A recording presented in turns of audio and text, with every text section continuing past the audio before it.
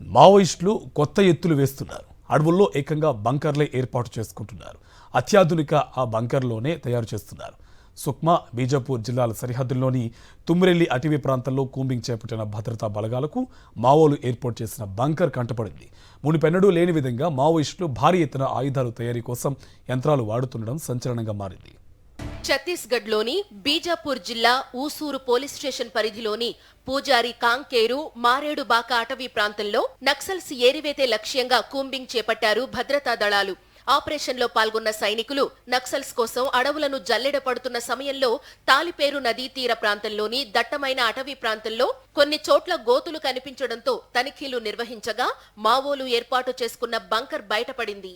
ఆయుధాలు, బాంబులు తయారు చేసేందుకు అవసరమైన యంత్ర పరికరాలతో ఆ బంకర్ ఓ కుటీర పరిశ్రమను తలపించే విధంగా ఉంది. భారీ ఎత్తున ఆయుధాలు, పేలుడు సామాగ్రి, ఆయుధ విడిభాగాలు, బాంబులు తయారు చేసేందుకు అవసరమైన గాజు ముక్కలు, సీసాలు స్వాధీనం చేసుకున్నారు. 2026 నాటికి మావోయిస్టుల రహిత రాష్ట్రంగా ఛత్తీస్గఢ్ ని తీర్చిదిద్దేందుకు కేంద్రం కంకణం కట్టుకుంది. అందులో భాగంగానే మావోల ప్రభావం ఎక్కువగా ఉన్న బస్తర్, బీజాపూర్ అటవీ ప్రాంతంలో ముమ్మరంగా గాలింపు చర్యలు చేపడుతున్నారు. నక్సల్స్ ప్రభావిత ప్రాంతాల్లో 12 కొత్త శిబిరాలు ఏర్పాటు చేశారు భద్రతా బలగాలు. కూంబింగ్ చేస్తుండగా బీజాపూర్ జిల్లా పామేడు పోలీస్ స్టేషన్ పరిధిలోని కౌరగట్ట అటవీ ప్రాంతంలో నక్సల్స్ డంపుని స్వాధీనం చేసుకున్నారు సిఆర్పీఎఫ్ బెటాలియన్ జవాన్లు.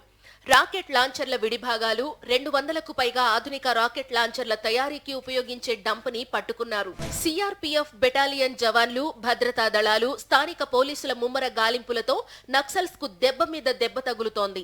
ఇదే జోరు కొనసాగితే 2026 కంటే ముందే నక్సల్స్ ని ఏరివేయవచ్చునని నిపుణులు చెబుతున్నారు. బంకర్, డంప్ని చాకచక్యంగా స్వాధీనం చేసుకున్న భద్రతా దళాలను Kunta range DIG Suraj Pal Varma, CRPF 151 battalion commandant Rajiv అభినందించారు.